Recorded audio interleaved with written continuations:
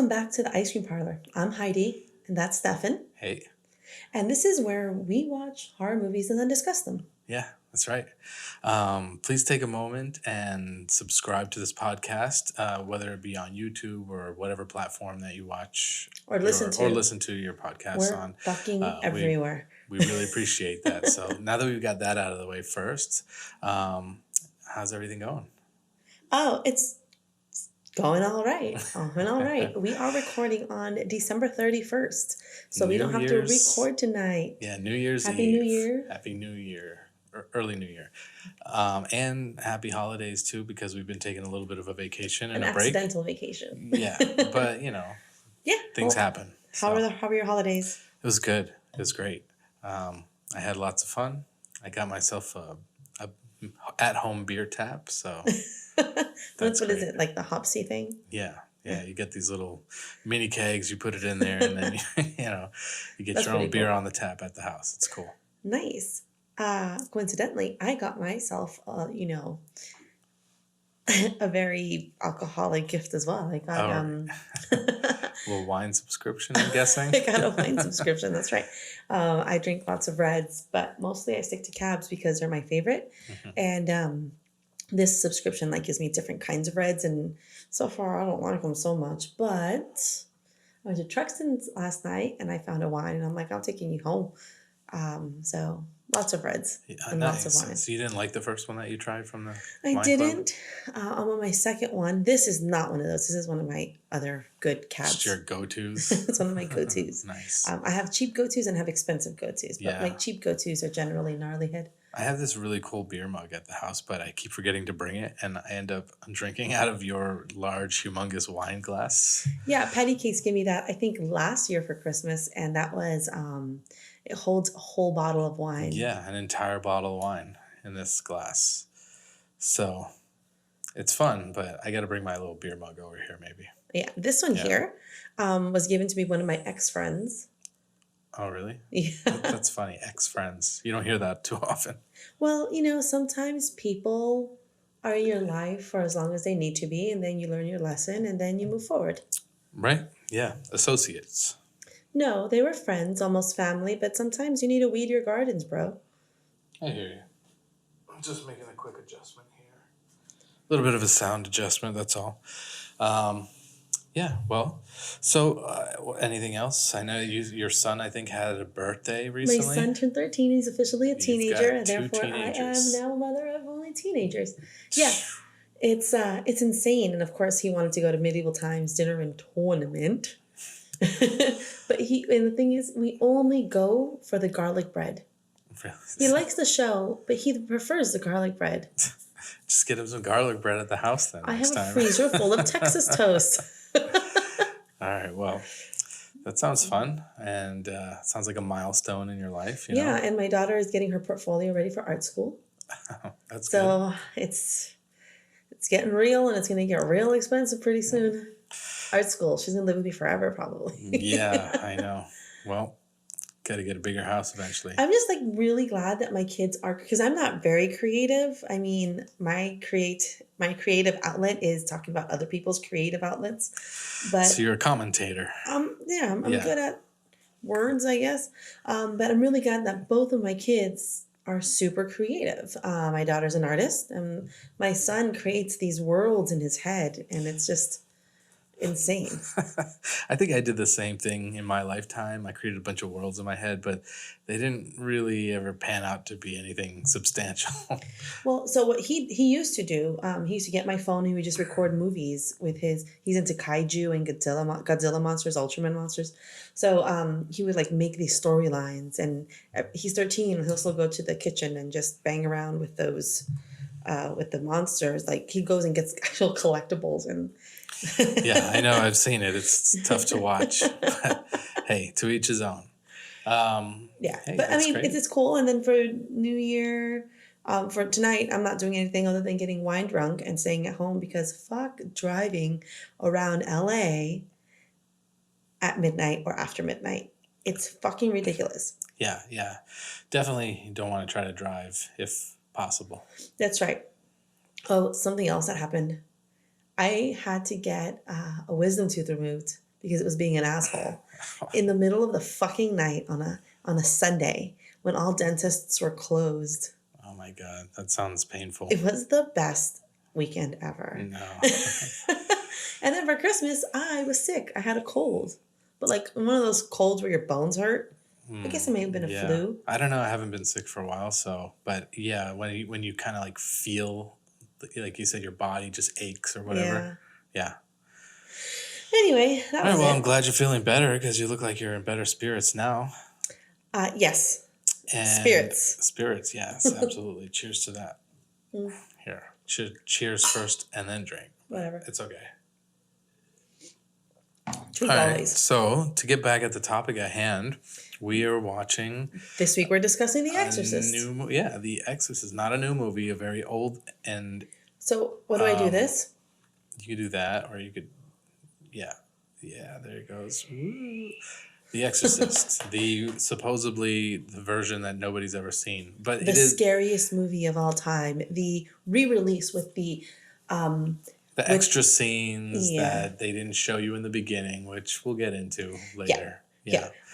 Now this movie, the reason I chose this movie this week is because I went to a record store last weekend, and when I was at the record store, they had this whole like dusty movie section because I guess nobody really goes into the record store for movies. And this movie was $3.99. All right, yeah, this got the sticker still on it right there. So yeah, it's a record store in Westchester. I mean, A, that's a good deal, but B, that also just shows you the value of the movie nowadays. People are just like, because everything's on a streaming service. Yeah, but I did find Zadoichi for $1.99. I don't know what that is. Sounds Asian, I'm guessing. Yes, it's a blind swordsman. Oh, okay. Yeah, it's pretty good. What is it, a kung fu movie? It's a swordsman movie. So it's not a horror movie, but it's but I like Zadoichi. Oh, okay. I also found something else. I don't remember. A few other ones. It was a John Carpenter movie. You told me it was. I think one. Oh, with, Wicker Man. Not that one, but yeah, no, you did, yeah, but that's not a John Carpenter movie. No, I'm telling you the ones Wicker I found. Man, right? Yeah, Wicker Man. The other one was something about madness, into madness, or something. Mm-hmm. The Mouth of Madness. The Mouth of Madness, right? Which is also a Rob Zombie song. Oh, really? Yeah. Okay. In the mouth of madness, sing it. Down in the darkness. You know, Rob Zombie was at the Viper Room recently. Don't tell me that. Yeah, he was. It was for some show that I was telling you about that we thought we might go see, but then we were like, we didn't have it. It was for a band called like the Dos Ferratus or something like that. Oh, the Dos Ferratus. And what was the other one? I don't know, the Hexens or something like that. So I don't know. Just I know you're into like horror and music, and you like to mix the two. Horror music bands. Right. So. We had mentioned about maybe going and checking this thing out, but it's because it seemed like it was more of like a local type of show, you know, and maybe it was. But I happened to see on the Viper Room's Instagram that Rob Zombie showed up to support the Dos Ferratu or something. Nice. Yeah. Damn it! Should listen to you more. But the problem is this: I don't ever want to go out until I'm already out. So the trick is getting out of the fucking house. Oh, that's the easy part for me. Well, that's the hard part for me. It's like, I'm fine just staying at home, not doing a goddamn thing. And the thing is, it's the whole process is having to get up, shower, do something with all of this fucking hair, put makeup on, get clothes that don't make me look like a slob. And then getting out of the fucking house. And then getting to where you are. But then once you're there, like once I'm out, I don't want to come home. Yeah. So the trick is getting me out of the house. So next time there's something that you think we should do, which is usually... Just kick your butt till you get up and out of the house. Do that because I could take you. All right, we'll just let that one slide. No, I mean, that's all it is. Really, it's all it is just getting out of the house. Yeah. Because fuck that. So, you want to tell me a little bit about the movie that we might not already know? Obviously, we both have seen this one before. Yes. This isn't a new one on the block. Right? Actually, I wanted my kids to watch this movie with me, but they're like, it doesn't look scary. But it could just also be the time. You've brought this one up. Broughton. I thought that I don't know. I'm making You new have words to broaden right your now. horizons, Yeah, bro. broaden my horizons.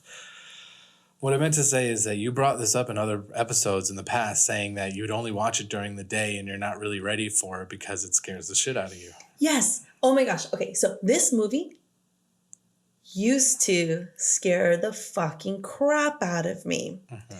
And so you and I started watching this movie in the afternoon. And then we took a break because I don't know what. And then we started watching it again later that evening. And then it wasn't so much like super scary for me. But if you notice, I also turned all the lights on. Now, it didn't scare me as much as it used to before, even with the additional scenes. Like, it didn't scare me. It used to scare the fuck out of me. But now it's like, maybe because I understand. I understand what I think the message is there versus the actual scares.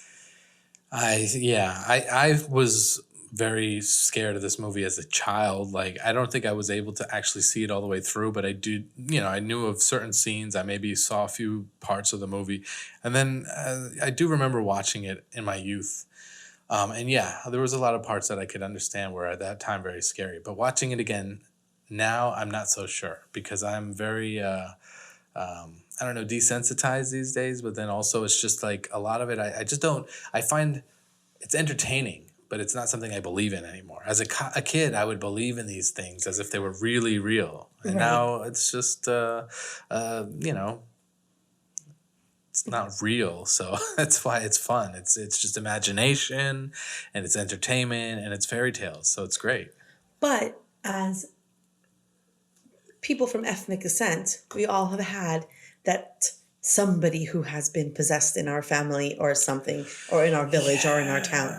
Like, that's just something that exists in our cultures, I'm skeptic, even though we're different still. cultures. I'm skeptic still, though. Yes, and I've had a family member who supposedly has gone through an exorcism. I wasn't around, or I was too young at the time, but I've heard stories, and they describe it in detail. And I've heard it, many other times in my dad's home country and whatever, that certain people or so and so had been possessed, and they had to get some sort of a priest or whatever to do an exorcism and all that. But I don't know. I guess I don't know how to rationalize it. And in my head, I feel like there is something that's just, you believe in it enough, yes, you can manifest it. And therefore, you believe in that.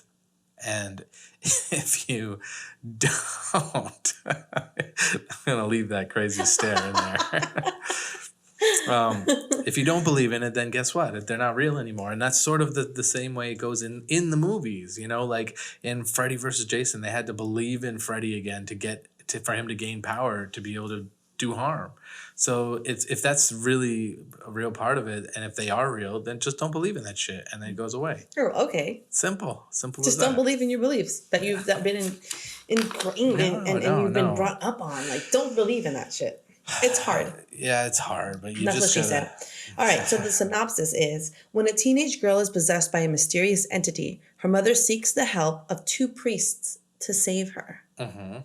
Now, we'll go into this after the break, but there is so much that I saw in this movie that I'm like, wait, did they intend for that to be that? So we'll get into it. I still enjoyed this movie, although parts of it I just laughed. Okay, sorry. What? No, I had played it off as if we didn't watch it.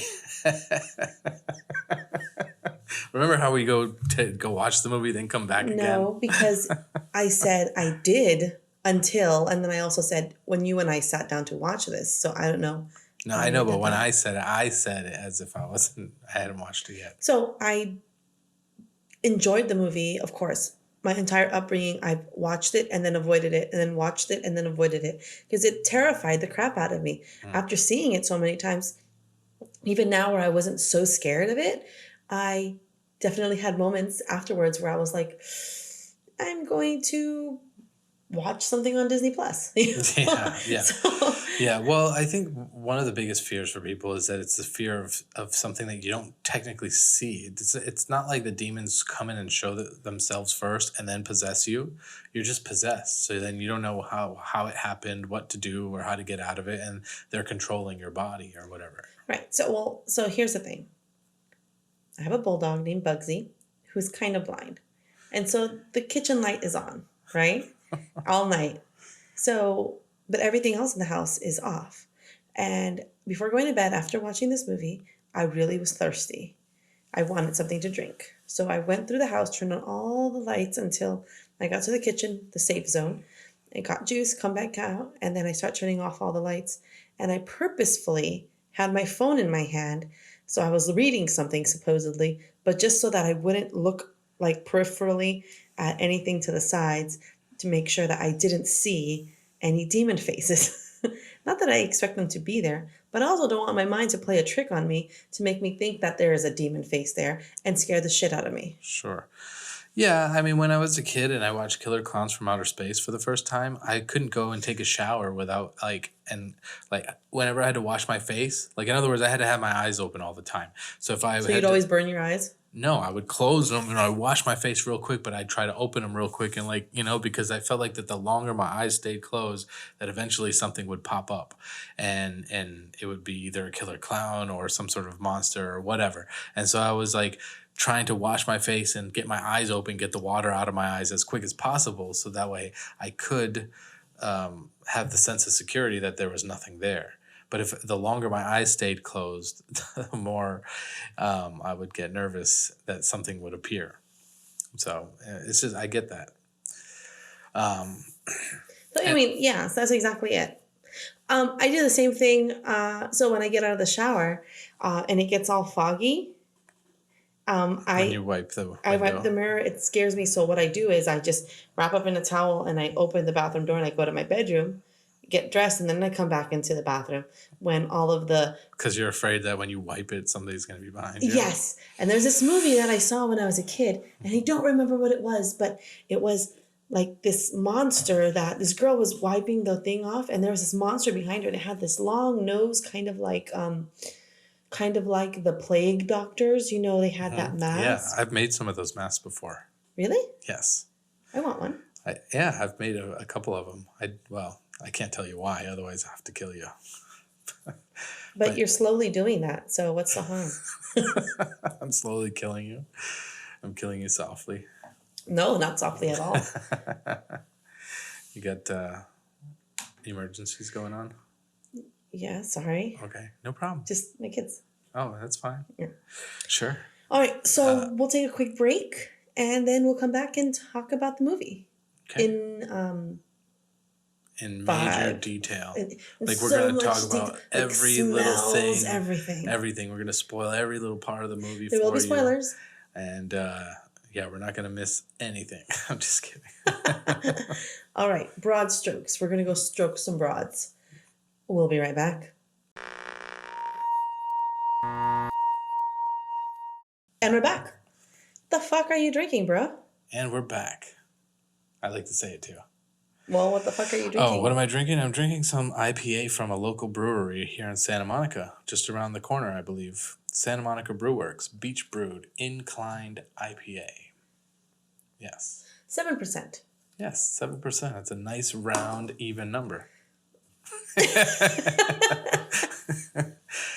All right. So anyway. Yeah, right. Forget my stupid humor here. What's where are we at with it? So now we're going to go ahead and talk about this movie. Absolutely. And so I want to preface this with I do like this movie, and I believe it does have its place in horror movie history and film history in general. But watching it this time around, I definitely had different opinions on the whole thing. But anyways, let's go ahead and start this off. Let's get this party started. Let's get it started. All right.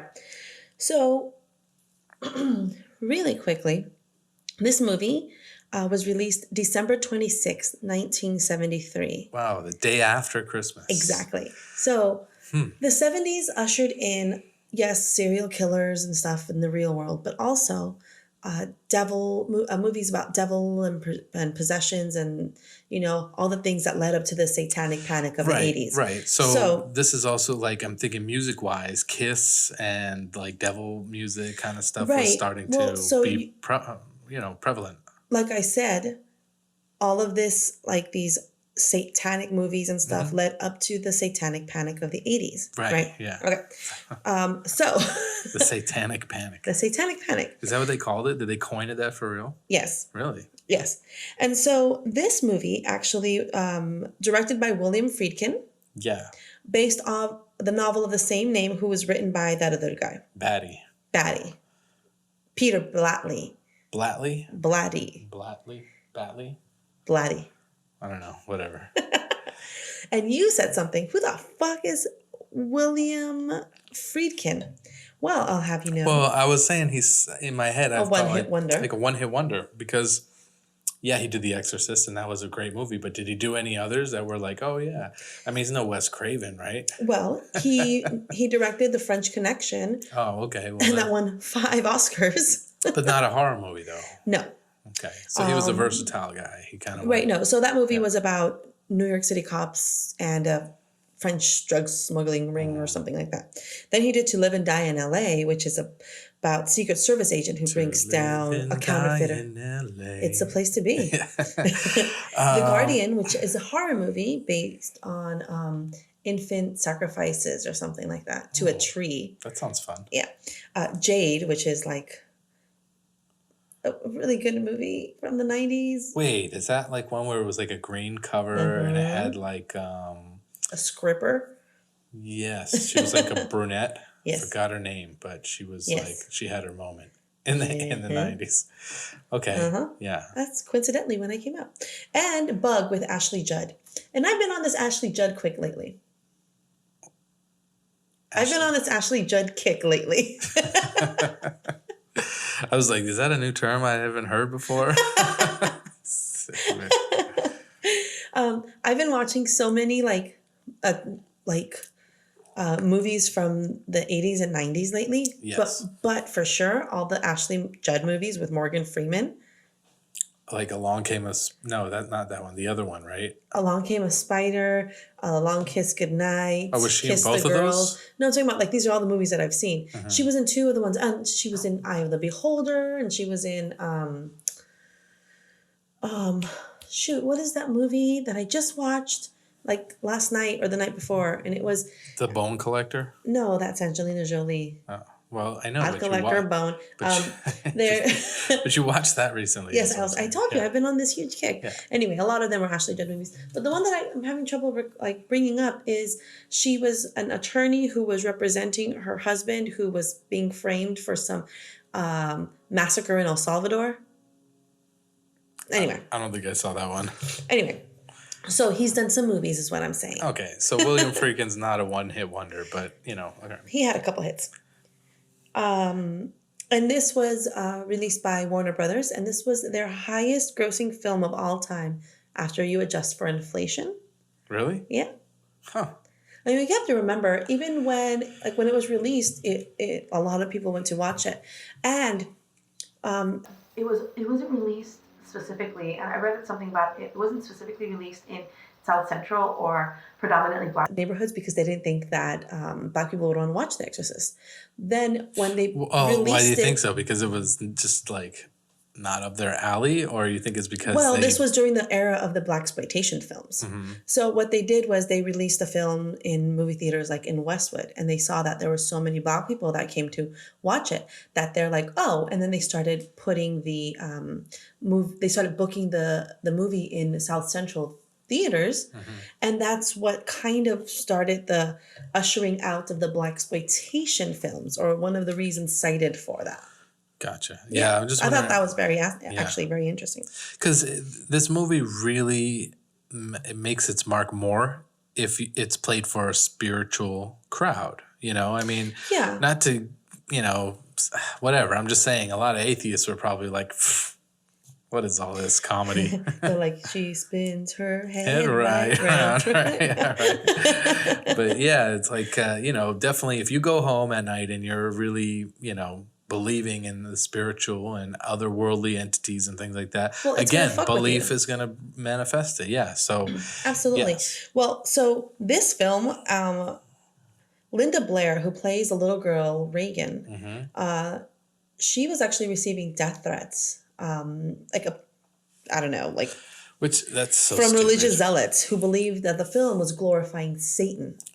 So, but why send death threats to her? Because she's Maybe a young she was girl. the easiest person to reach. But Warner Brothers even had to pay for bodyguards for her for 6 months after the film was released. Stupid. What's stupid about it is the people who think they're doing something to making a mark, doing right for a cause. They're like picking on a child. The wrong person. Like go after the head of the movie. Don't go after anybody. It's a fucking movie. Right. Well, I'm just saying, if you're going to direct your anger at somebody, don't it's not direct it the at children actors. ever. Yeah. Unless the child's name is Damien. All right. So the film was released in the UK, and many towns banned it. Yeah. Well, the UK bans everything. They banned Evil Dead. That ignited all, the creation of Exorcist bus trips. And what that was is people from towns where it was banned would get on buses and go to the neighboring town that did play it. Oh, well, that's a perfect solution right there. So reach around. Yeah, that's great. It's a smart move. Absolutely. Sure. All right. Now, I remember when I was growing up, I guess I do remember when this movie was re-released again and they did put in the extra footage. Because mind you, all these people in the early days were scared over something that didn't have this extra footage that was more shocking and whatever. Well, that's actually what I was meaning to point out when I started saying all of what I did, but then I got distracted by looking at my wine and I really wanted to drink some. You have to remember that it was released twice. It was released regularly, and then later on it was released with the added scenes. Mm-hmm. Right, and I do remember that. I remember going to the movie theater being like, yeah, I was going to go see The Exorcist, and again, like at that time, I feel like I was a little bit too old I enjoyed it. Don't get me wrong. I go and I enjoy these movies because it's not that I believe in the things and I'm scared. I just enjoy the movie for what it is and how it's put together. And, I get a good rise out of it. I don't go home and then what kind of rise? I don't go home and then turn on all the lights when I sleep and stuff like that. I mean, I don't know. I guess it's all about environment. If I was stuck at going back to a log cabin in the middle of the woods after watching that, then yes, every little noise you hear, you're gonna be like, what the fuck was that? Satan. But, if in my situation, that's not where I'm at. And I feel like I enjoy it. I go home and that's that. I can go to sleep and wake up the next morning and we're all good. But yeah, anyways, I do remember when it was released. I remember it was a big thing. They put the extra footage in. I also remember the prequel one they made. That was the beginning. The beginnings. Yeah. Right. So there were several parts made. I think I don't think I've ever seen the I haven't 2, either. 3. There was a TV series at one point in time. I haven't seen any of that, but I do remember the prequel beginning one. I do like there was also the what is it? The possession of Emily. Yeah, the exorcism of Emily Rose. Yeah. So I don't think I've seen that. I like that. I like those kinds of movies. But specifically, like anything that has to do with religion and other than End of Days and Stigmata, anything that's really like just the End of Days is coming. Anything that has to do with I don't even know if he says that in the movie, but get to the chopper. The End of Days is coming. Wait, no, that just turned into a different accent. We recently watched The Running Man. I know. Oh my God, it was the best movie I've seen in such a long time. I can't believe you've never seen it. I can't believe I've never seen it either. It's got so many really good. corny one-liners in that movie. The entire time. It was the funniest comedy ever created. Okay, what was I saying? Oh, we were talking about Stigmata. All right, so aside from those movies, yeah. and one of my all-time favorite movies, you're going to laugh, Constantine. Aside from those, it's really hard for me to get into movies that are super, super religious, like as far as in Catholicism, because I don't know enough about it to really understand all of the inner workings and stuff. Yeah. I don't know enough about it to say, this is why that happened. This is why that happened. Like, I really want to be informed, but there's just too much trauma there for me. I can't get into the Catholic religion right now. Right. So maybe at some point I'll be able to research it kind of like I do a movie, but it's just really hard for me to kind of have a connection and feel invested in a movie. Aside from the ones that I mentioned, because those are fucking brilliant. Yeah. Although I was really, really, really a fan of the comics Preacher. No? Preacher is about like the I don't even know how to describe it. Okay, well, that's great. There's a comic called Preacher, and I don't know about it. It's fucking awesome. Awesome. Sounds good. Yeah. It's awesome. I'll do a ice cream sundae on Preacher. Yeah, we need to. Yeah, we should do that. Sounds good. Okay. Now, so the movie starts like this. I want to get into this movie so we can just kind of like touch on some of these points. All right. So the movie starts like this. Call to prayer. Yeah. Now, funny enough, at an archaeological dig. Well, I know that they specifically used the Islamic call to prayer, which they call the Adhan. Yeah, but they were supposed to be in Iran. No, they were in Iraq. In the desert. That's exactly Iraq where it or would Iran. be. Okay. It would, but the weird thing about what I'm sorry, I'm cutting you Never off. mind, But let's go. they're in a place where it is authentic and it should be recognized. And technically, what would have happened is everybody would have dropped their tools and stopped working and gone to the local mosque or wherever, or even in their own wherever they're at, and they would just pray and then they'd get back to work. But the call Hollywood to prayer and they're working. Yeah, the Hollywood version obviously used that for some sort of authenticity, and then unfortunately, didn't realize that people were supposed to stop doing what they're doing and go pray. But anyways, that's just a little tidbit that I happen to realize. But I find it funny that that's how it opened as well, because it's a movie that's highly around the Catholic religion, yet, it's got some tie-ins with the whole Islamic religion there in the beginning. Two things. Yeah. One, what I was going to say is it was filmed in Iraq, but if it was, or Iran, whichever one it was, but that's where it was supposed to take place. But they weren't allowed to film there. They had to film it elsewhere. So there is not even anywhere there. Like, it's not in either Iraq or Iran. And I forget the place. That's what I was going to tell you. Gotcha. Two, what if the true religion is Islam? It's a lot of people that believe that. And the reason why nobody else who was around this artifact that they end up finding gets possessed or even afflicted or affected by it is because they don't have the Catholic beliefs. Because the only one that was affected was Father Marin. Mm-hmm. Yeah. All right. So the call to prayer. This kid comes up to Father Marin and tells him we found something, and then they find this little carving of Pazuzu's face. Yeah, is that so? I don't know if we already know that it's that or whatever, but we don't know it's Pazuzu. It just looks like a little weird head to me. Right, and then we follow Father Marin throughout the town and everything, and finally he finds. No, and we understand that he has a heart condition. He has to take these little pills. They look like Altoids. They look like those little yeah, they're a little smaller than Altoids, actually. Yeah, the little pills that you give your kids when they have gas when they're infants. I wouldn't know. But that's we find out that he has a heart condition. We find out he's a priest. We find out his name is Father Marin.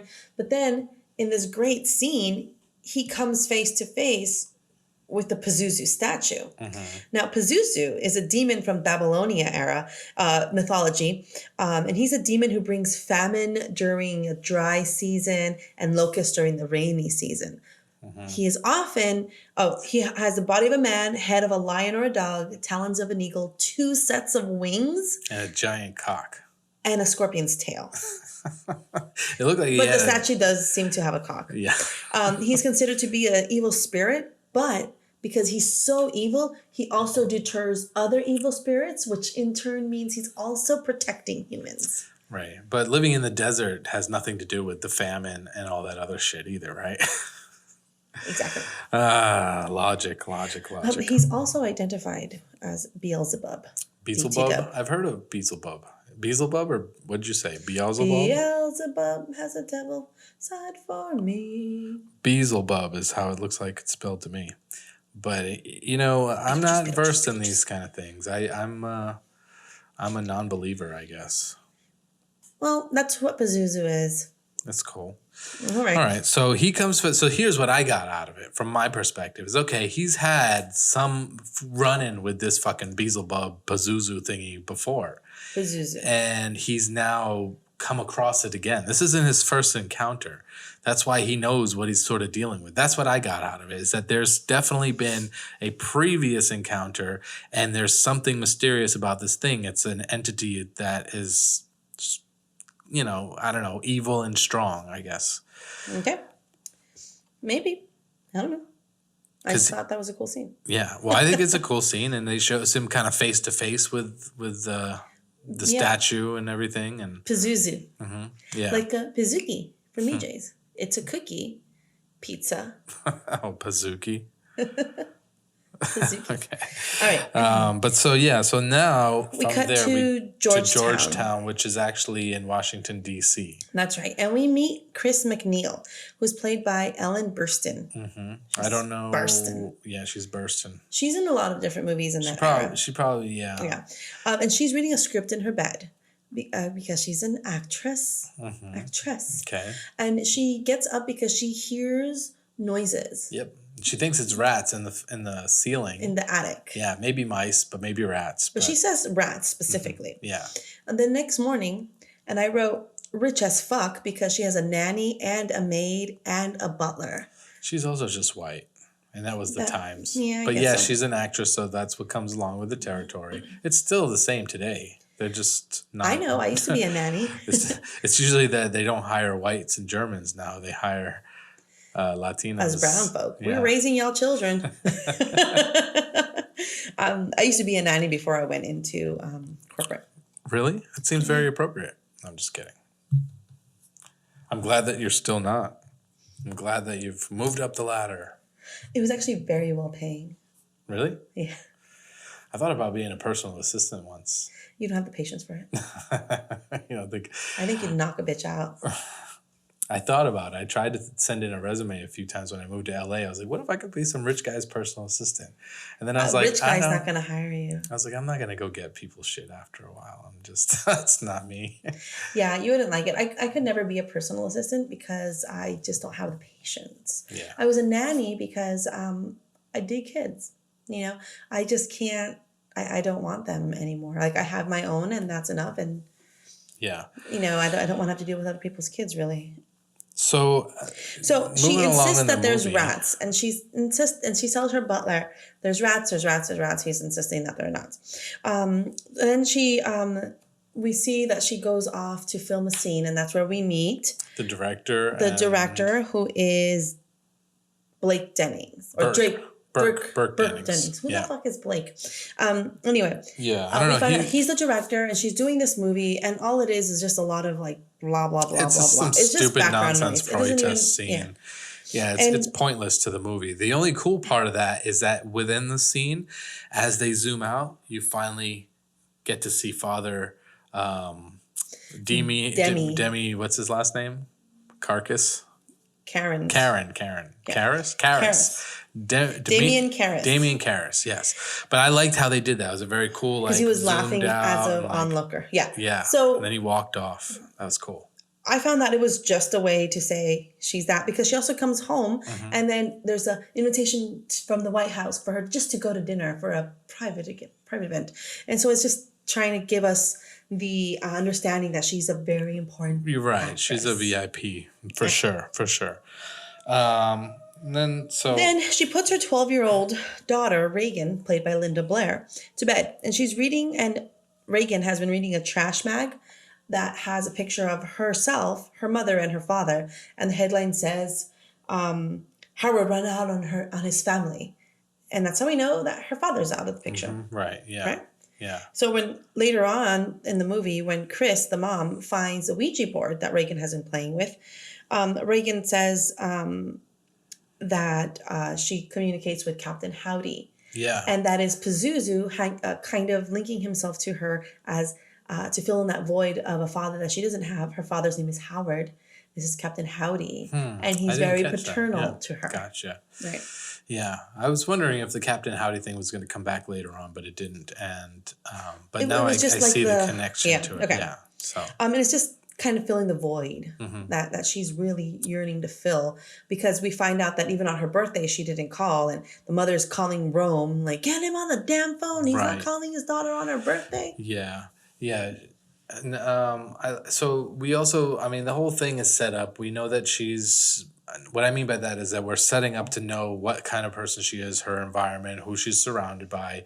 And basically it's just a regular home kind of life, you know? She's just Well, she's a this is what sheltered I woman, found. but, you know, You okay, mean tell me. the mom or Reagan? Well, Regan. Reagan. She's a little like, okay, so you know. Reagan is somebody being raised by the help, who Right. sees her mom for the good times, Right. right? Because she was wanting to spend time with her for her birthday. We know that Reagan also thinks that something's going on with the director and her mom, because she's saying, are you going to marry him? Right? Right, yeah. And so you're like, this guy is obviously spending some time around them, because she's fixated on him as well. Her father's absent, and she is really... So as somebody who's watched children that are not mine my entire life up until, I don't know, 7 years ago, your beliefs become the children's beliefs. So if you don't want your child to grow up brown, don't hire a brown nanny kind of thing. Okay. Because anything that I believe, these children are going to believe. Sure. Right? Because Right. I'm the one spending time with Right. them. You I'm the spend one more time. raising Right, them. yeah. Right? I gotcha. So, so that's why in LA there's so many kids that speak Spanish. Yeah. Without an accent. Many white kids, right? But that's really what it is. And that's where I'm thinking her whole belief, we'll get into this later in the movie, but her whole belief system, where she's becoming to understand that she is being possessed by an entity, is because she has allowed that belief to be part of her beliefs. Yeah. Right? And we know that Chris isn't very religious. No. Even and throughout the movie, she's wearing a bracelet with like a lucky like a horseshoe. And I didn't notice that's that at all. That's placed there intentionally to show us, the viewers, that she's very ill prepared to deal with the possession. Right. Yeah. She's not part of the faith. She has no idea. Okay. I didn't catch that at all, but Though she is friends with a priest, that's only because the rectory is like around the corner. yeah. And so after we get situated with those characters, we also then get a little background story on Father Damien Karras, Karras, right. I played keep by forgetting his Jason name. Miller. Yeah. And this was Jason Miller's first ever role. Can you imagine? Like one of the best movies of all time, and it's your first fucking film. Hey, well, they don't know that ahead of time going in. They just try to give it their all, and that's Right. what they did. Well, he did a good job. So we find out the following Yeah. about Damien Karras, whose mother calls him Demi. Demi. And that's why we refer to him as Demi. Yeah, I think, Damien. She calls him Demi for a while in the movie. I was wondering if his real name might be Demetrius, but Yeah, Damien. it's Damien, which is funny because this movie came out before The Omen. Right. But the whole time I'm like, I wonder. Yeah, right, yeah. Because Damien is dead by the time that movie comes out. Ooh, who knows? Okay. Okay, so he has a mother in New York City who's old, who's, frail and too stubborn to move out of her, dilapidated home because it's her home. Right. This is where I want to live. Yeah. She doesn't want to go to a care facility. And Yeah. he's trying to urge her to not be by herself all day and to have somebody help her with her medication. There's something wrong with her leg also. Like he has to wrap it in a bandage. I mean, it's the 70s in New York, and that was a rough, crazy time for that city. You know, so also, I can understand. She just wants to stay at home in her safe space where she survived. Well, we also find out that he's losing his faith. Oh yeah, and he's got all the priests in this movie drink and smoke. Well, just like the doctors. One steals. Yeah, just like the doctors too. Though this was a weird time in history, the 70s. Also, the father, Karras, is also very much a boxer. I mean, he, for all intents and purposes, could have just been a boxer, Yeah. Well, so what he is he is a psychiatrist. Mm-hmm. And he became a priest because the church put him through school. We find out later in the movie. And at one point, when something happens to Dimitri's mom, Dimitri's, god damn it, Yeah. the Demi's mom, his uncle, the mom's brother, says, "You could have been a psychiatrist in the city, and your mother would be Living in a penthouse or living in a something right penthouse now." instead of here." Because that's at one point she gets into a bad space. Yeah. Anyway, Yeah. so moving forward, it's the middle of the night, and Chris is woken up by an old school telephone.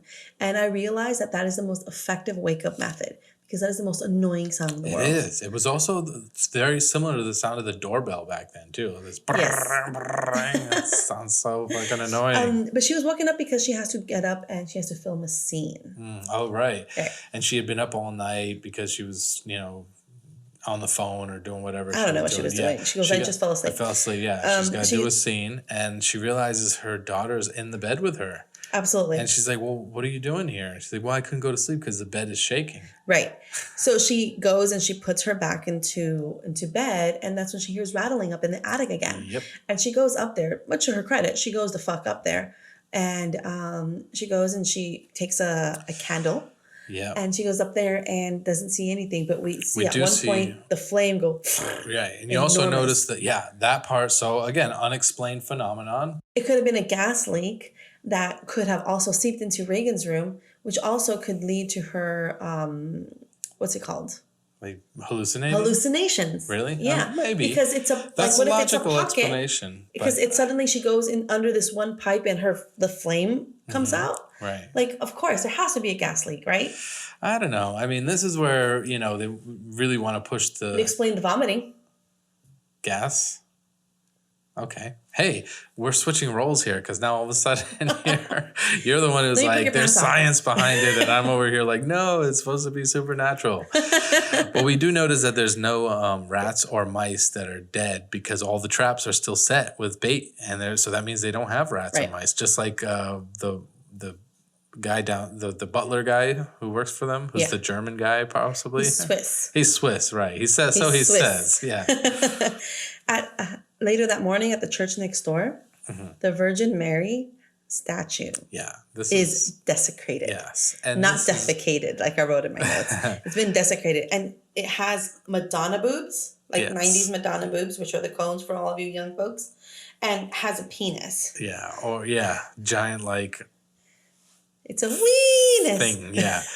So, to me, I always find this part of it, first of all, there's a connection that this demon's coming after this particular church, I guess, right? Because it's not any church, it's this church that's right here next to but also, the church has no idea that shit's going on with Regan up there. So they the guy who's putting the flowers out in the morning is like, oh my God, what is this? Right. And, that's got to be crazy. But I don't know. There are attacks on church every day. I want to ask the demon, what was the point? What are you doing here? I don't know. It could have probably not even been the demon. Yeah. I grew up non-practicing Catholic. And when I got in trouble for ditching school, 6th period so I can go to work instead of 6th period, because who wants to go to typing class? When are you going to use that? My mom, one of my punishments when she decided not to send me to an all-girl boarding school in Honduras, which we're not even from, she decided to send me to church every Friday with my godfather, Balthazar. That's a funny name. Well, that's also a religious name. And that church that I used to go to burned down at least 3 times in my childhood. People burned it down. It's very death metal, black metal, or whatever. It's very real. Shit happens at churches. Shit happens at synagogues, and shit happens at mosques. But you're talking people about just hate each other. Right, you're talking about people. In reality, people. Yeah. So I'm saying it could have just been a fucking person. Right, yeah. I mean... It could have just been a person. You have to remember, it was the 70s. Yes. Yes. Go ahead, you finish.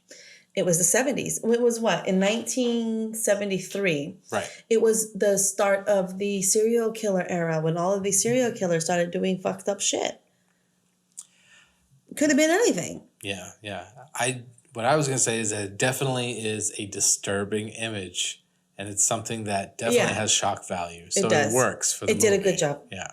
Yeah. So we also start to see, I think there's the face the demon face occasionally, flashes of it in the attic real quick before. Was it? There was a flash of the demon face before, I think, the burst of fire. From my recollection, after the church scene, Regan is getting a physical. And when she's getting a physical, that's when she first sees the demon face. Yeah. And that's when she starts becoming difficult. Like she starts saying, I don't want it. Yeah. And starts Fucking really bastard.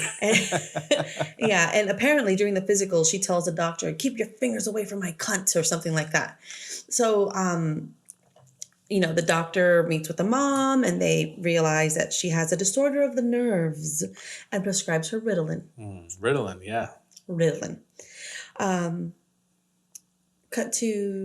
Then we get to the scene where Demi's mom is in a loony bin because she was at home and she got very ill and they had to take her somewhere. Her but brother. He's poor and they can't afford in-home supportive services, which is now offered by the federal government nowadays if somebody needs any help. And that's where that scene happens where the brother says you could have been a psychiatrist and she could have been in a penthouse. But he walks into the loony bin and there's all these women that come towards him because he's got a priest collar. And then, the nurse is pushing them away. And one woman takes his collar and starts eating it. She eats it, yeah. She's like biting on it. And it's funny. That's good acting. But that's when the mom goes, why you do this to me, Demi? And that's important for later. Yes. Next scene is party at the McNeil's house. Yeah, and you know what? They did say that she was invited to the White House for a party, but we never saw that scene. But I guess they're just supposed to realize that she's an important person. But yeah, they're having a party at her house, and it's a typical old white person party. There's drinking going on. No cocaine, but there are priests there. Well, yeah. So probably no cocaine. But just like play the piano, we'll all gather around and sing a song. So there's an astronaut there supposedly, because we find out that Father Dyer, which is the friend of Chris, wants to be the first missionary on Mars. Yeah. So that scene gets established. They're all having a good time. We also see that the director is a super drunk. He's like, there's an alien pubic hair in my drink. Right. And then we find out that Demi's mom is dead. The Father Dyer. Chris is saying, who's that? Right. She asks about who's Father that one dark... Karras. Yeah, and it technically is Dr. Karras. Because he's a psychiatrist too? Right. And then the director, Burke Dennings, played by Jack McGowan, and I put versus the non-Nazi ? He keeps accusing the butler of being a Nazi. It's like, you didn't go bowling with gobbles. Yeah. Nazi pig. Yeah. He plays a perfect drunk, I'll tell you that much. And they got into a fight. Yeah. They got into a fight. Next thing you know, the party is continuing. They ushered Mr. Dennings out and get the fuck home, right? Yeah. Regan comes downstairs. And while they're playing the piano, and Father Dyer is saying, in my heaven, I'd be famous kind of thing. Right, yeah. He's like, look, we have a guest. And he goes, it's Regan. And she tells the astronaut, you're going to die up there. And then pisses on the rug. Starts peeing on the rug. Like, this is all different kind of squirting video. Everybody's like, whoa, okay, party killer. What the fuck is this? To the mom's credit, she leaves the party. She goes and she cares for her child. Probably because the nanny was off that night. The nanny was at the party. She's helping her to get Dennings out. That's her in the brown dress. That's right. Okay. Yeah. So, but to her credit, she got her in the tub and put her to bed and all that stuff. Yeah. But when she puts her on the bed, we see the bed start rattling. Mm-hmm. Right? Yeah. It's not a full-on rattle. No, it's just a... Yeah. Yeah. A little shimmy, yeah. At the rectory, Father Dyer has stolen some liquor. Liquor is quicker. Some good shit too. Chivas Regal or whatever. I don't know how you say it, but it's that shit's expensive. It sounds it because he stole it from a professor who shouldn't have had it anyway because it'll lead to temptation per Father Dyer. Yep. And he takes it to Demi, who is depressed and just fucked up because his mom passed. Apparently, the mom was back at home and had been dead a few days before she was even found. Right, yeah. And that's fucked up. The one thing they don't really establish is the travel time between New York to Washington, because you at first in the even when we were watching it, it seemed like you thought that they were in the same city, and I was like, no, New York in the 70s is totally I don't different. fucking know the East Coast. I know. That's why I'm here to fact check you. But but they don't ever show him getting really on a long train and traveling the distance from. Well, he DC goes on a train. It's just the train is like it's short. one stop. Yeah, shortcut. Yeah. Anyways, not even important for the movie at all. Regan goes through another set of well, it's important because the mother's dead. Right, she's dead. Yeah. I'm saying the distance. Oh shit! Oh, hold on 1 second. It's Satan. Satan.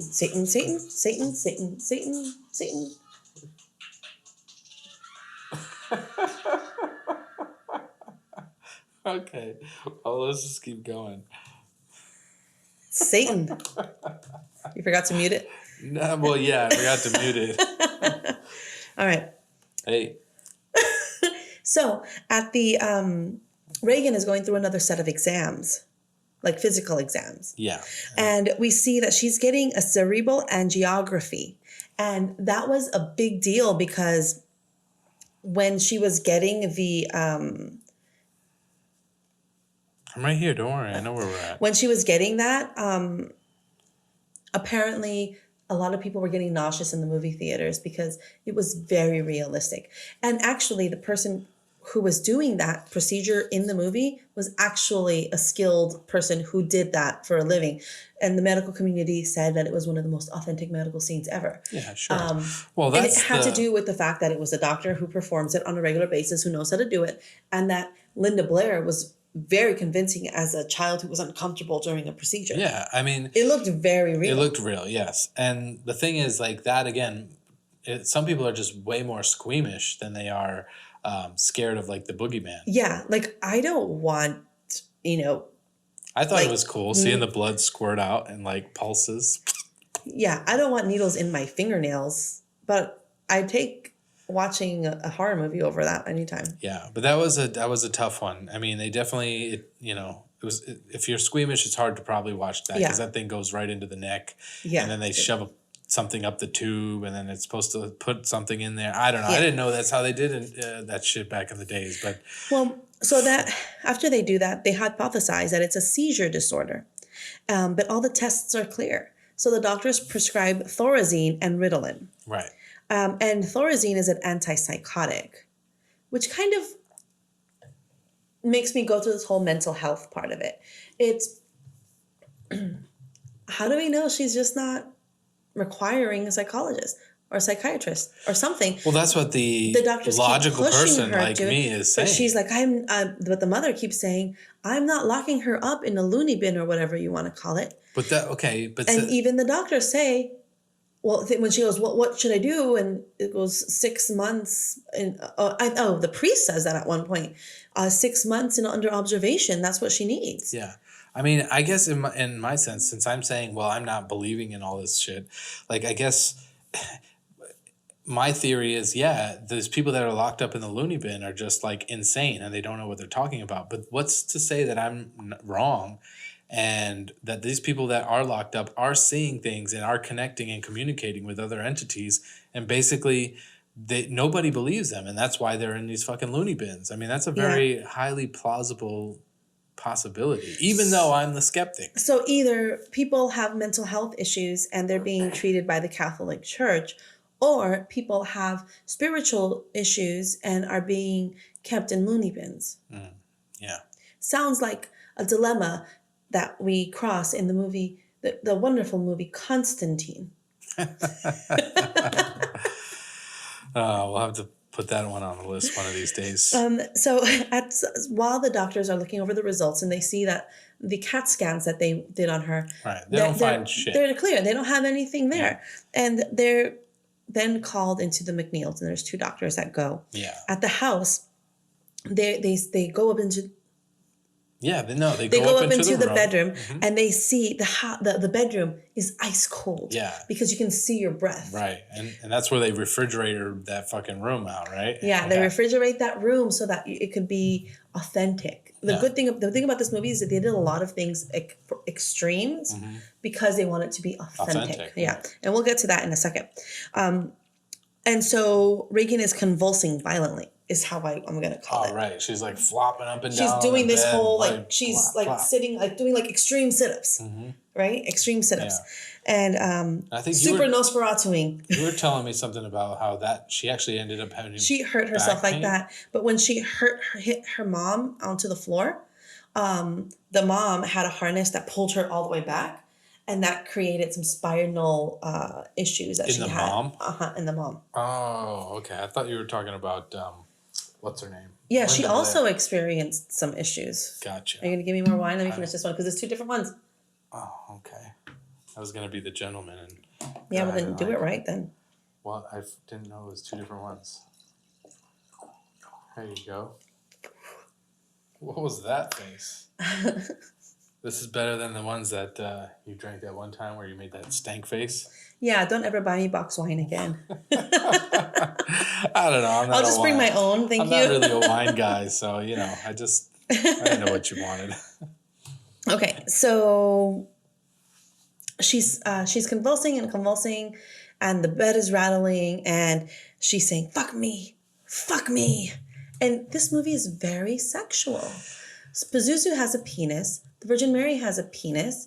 Dennings is talking about pubes. And has a penis.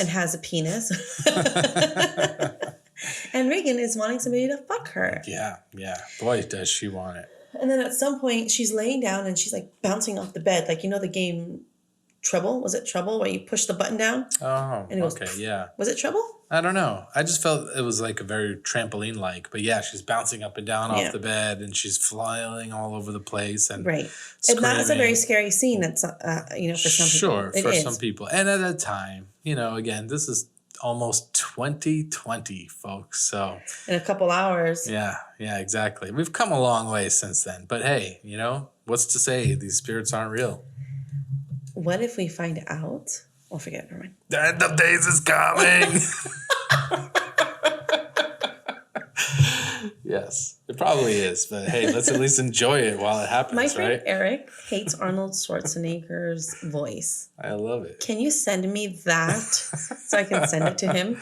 What if Arnold Schwarzenegger doesn't really have an accent? But that was his niche. He's brilliant marketing. Was to have an accent, so that way everybody could imitate it. And he goes home to Maria Shriver and he's like, "Man, I just can't do this anymore." Yeah, the accent was. It's hurting my neck. Like those neck veins are the accent. Solely for the purpose of selling movies. He's like, I can't do this anymore. Or he's like super thug. Yeah, Maria. No, he's from Austria. Yo, Maria. So he's probably has some sort of a British. Yo, Maria. Austrian? That's your Austrian accent? Look, my name is Austrian, but I'm not Austrian. Yo, Maria. What the fuck was that? That was an Austrian thug. Okay, sure. All right. So the mom thinks that she has a splurt. She's splurting. So the mom thinks she has a split personality, but doctors say no. And they're asking for another spinal tap. Oof. And that hit too close to home. You said you've had one before. I don't know. I've never had one. I've had spinal taps on 2 separate occasions. Sheesh. The first one I had when I had meningitis. It's scary. Is that contagious? Do I have something to worry about? Cough on you. Actually, it is highly contagious. Oh my God, seriously? But I was released from the hospital like 6 years ago. We need to put like a plastic wall between us when we do this podcast. No. That was a long time ago. But then do you remember I collapsed at work? The shit job that I did. Yeah, you had like a Tony Soprano incident where you like passed out because of like a anxiety attack or something. Right. So, but because during the time my head was hurting, my neck was stiff, I was exhibiting a lot of meningitis-like symptoms. The urgent care sent me to the emergency room. The emergency ordered a spinal tap. That's when you went to go pick me up at the hospital. Do you remember? Yeah, I try not to, but I do. Yeah. So were you there for the spinal tap? No, but yes. They missed 5 different times. So they have to do the numbing and then they do the spinal tap, but they missed the spinal tap. It was very painful. That's what I'm saying. I can't even imagine it. I don't even know what you had to go through, and it sounds painful. I'm sorry. And let's not talk about this anymore. Yeah. But they find out that all the tests are normal. So there's like a whole panel of doctors, and they're referring her to a psychiatrist. And that's what she's like, no, bitch, Yeah. your daughter needs a fucking psychologist, psychiatrist, therapist, family therapist, physical therapist, something, anything that'll help. So I have a child with special needs. And a lot of people who are in the school system that were in my daughter's classes and my son's classes, they were like, I don't want to get my child diagnosed, evaluated, because I don't think he needs a diagnosis, whatever. And I'm like, you need to get your child evaluated, because if your child has a diagnosis and left untreated, they're not going to improve. If that diagnosis is going to help you get the help your child needs. Same shit in this instance. Regan had an issue. She needed somebody to treat it properly. If it was a psychologist, a psychiatrist, any of them, they should have done so. Yeah, yeah. I understand it was the 70s and there was stigma around it, but still. But yeah, well, also people, I mean, again, all the doctors smoked. Remember? So they're doctors, but at the same point in time, it was the 70s. It was the 70s. They still didn't know how bad shit was. They were like, it'd be all right. This wine kind of tastes like honey. That's that a good thing or a bad thing? Yeah, it's pretty good. Yep. Good. Now. So they drive home. Okay, go ahead. Go ahead. No, I'm just saying, like, after the doctor, she's having this, she drives home, and when she gets there, there's police everywhere in a little alley behind her house where there's a long staircase. And she dismisses it, goes inside, and finds that her daughter's there by herself. Mm-hmm. Right. And she is frantically looking around for the nanny. And the nanny comes in, and she says, no, I didn't leave her by herself. I left her with Burke, the director. The drunk director, which is a bad idea to begin with. I mean, like, why would you do that? So that's when she goes, well, you should have known better. And then there's a knock on the door. Mm-hmm. And that's when Father Dyer comes in and tells them that Burke Dennings has died. Right, yeah. He fell down. I don't even think it wasn't Father Dyer. Yes, it was the Father Dyer. No, it wasn't. I don't think Father Dyer. Who was it? It doesn't matter, but I'm just telling you that I don't think it was actually Father Dyer. Stop. It was Father Dyer because that's her friend. It wasn't Demi because she hasn't met him yet. It wasn't the homicide detective because he hasn't been met yet. It was a random guy. It was like a caretaker guy. No, it wasn't. Fine. Let's just say it's Father Dyer, but I'm going to go back and show you later on that it wasn't him. You're wrong, but okay. Okay, but I'm going to show you. Put some money on it. All right, $5 says it's not Father Dyer. No, something that's worth something. I'm telling you, that scene is not Father Dyer. It's Father Dyer. It's not, though. I'm telling you. The guy who comes in says, I guess you haven't heard yet. That's not Father Dyer. It's Father Dyer. Okay, well, I'll let you believe it, but it's not. We're keeping all this in, by the way. It's Father Dyer. You're making dinner. It's not Father Dyer. I know you guys know. It's Father Dyer. Anyway, and that's when the mom lets out a scream because that was, of course, the guy that she was getting down with, apparently. But then I got to thinking, why was he in Regan's room? Burke? We'll get there in a second. Oh, because, yeah, I know. You're going to go down Creepsville Road. Yes, and I'll tell you why. Okay, so next thing you know, there's a hypnosis scene with a hypnotist or whatever. Right. And we find out the following from Regan, who is hypnotized. The doctor then tells the entity inside of her, that means you're hypnotized too. And then Regan's able to answer coherently, right? So someone is inside of her. She doesn't know who it is. So you don't even have to be she's afraid. A priest or somebody to get through. It's just a hypnotist. Because it's psychological. Right. Regan growls. So when he calls out the demon, Regan growls and lets out this odor that everybody in the room is like, oh, gross. She likes to burp hot dogs or something. I think we smell that odor every time the bulldogs fart. Yeah, it's disgusting. And that's when the hypnotist is getting close to Regan, and then she goes and she grabs his nuts. Oh, yeah. She squeezes his nuts so hard. He's like, ah. Right? That's gotta hurt. I mean, imagine somebody grabbing with superhuman strength and just not even letting go. I can't imagine anybody grabbing my nuts like that. So it's gotta hurt. Next, we're with Demi, who's, on the track. He meets a homicide detective. And the homicide detective is talking to him about witchcraft and if the possibility that Denning's death could have been witchcraft related. Yeah. Also, he talks about confessions because he's a priest, but he also is a psychiatrist. So he wants to know if there's a priest that exhibits any kind of behaviors that will lead them to become a suspect who could have killed Dennings. Yeah. Because by a witchcraft. He believes that it's not, or he's saying it's got to be a male or a full-grown adult who pushed this Burke Dennings guy out the window because it couldn't have been Regan. But even at this point in time, he hasn't even gotten to Regan's house yet. But the cop starts investigating, and the cop is a significant character because he's a lieutenant technically. Do you remember his name? Homicide detective. Yeah. Anyways, so he's he's just trying to figure out what's going on, and this guy died, and there's obviously something not adding up. But I happen to realize that some of the second and third Exorcist movies, I guess, also have a lot to do with him continuing investigating it. Okay, well, I haven't seen it. But at the hospital, they diagnosed Regan finally. Right. It's like some.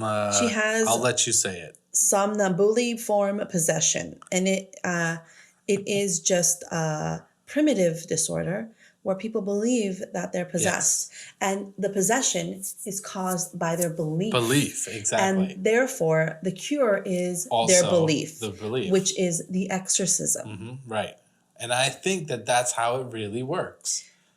Yeah, I agree. And I am cured because I believe no more. Well. You're always possessed. But I agree. I think it's all has to do with mental health and the stigma around it and the fact that people were not getting proper treatment. Yeah, definitely.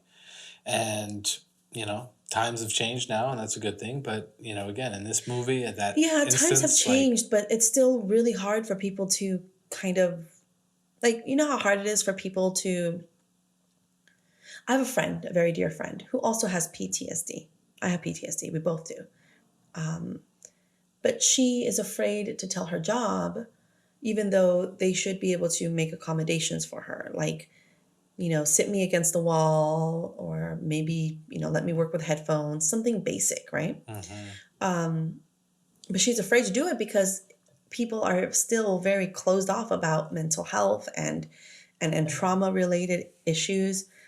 Versus my PTSD, I went to my new job and I said, I have PTSD. Don't fucking touch me. But of course, professionally. I have PTSD. Don't touch me. I will work with headphones on. When I need to, I'll just go sit over there. So it's just, luckily, you're lucky sometimes that you find people who are understanding. Okay, so what you're saying is that everybody's not... able to We're get not completely there yet. Yeah. But we've made great strides. Sure. All right. So the homicide detective visits Chris and asks about Dennings being in her daughter's room. Right. And he opines that Dennings was killed by a powerful man that killed him and then pushed him from the daughter's room. Right. Exactly. And this is where I'm like, wait, what was Dennings doing in the room? If he was just watching her, he didn't have to sit there and actually look at her. Right. But he's a director.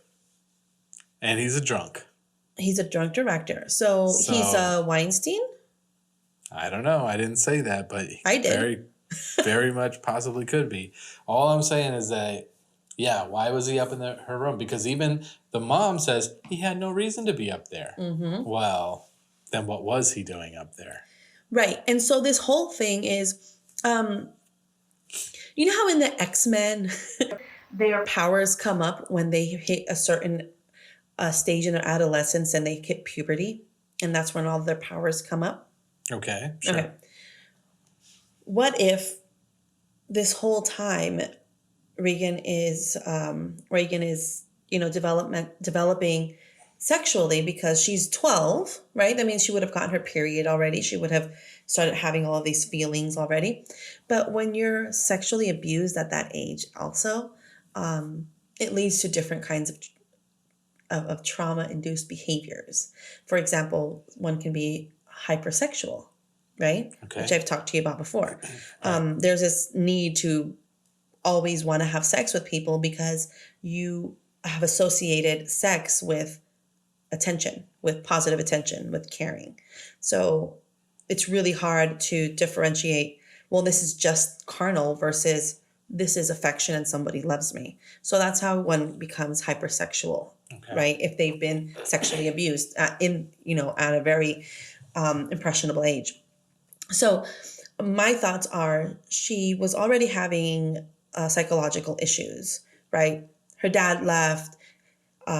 She overheard her mom yelling about, the dad not calling, meaning she may have felt like she's a reason. Yeah. Kids internalize that. Yeah, she wants a horse.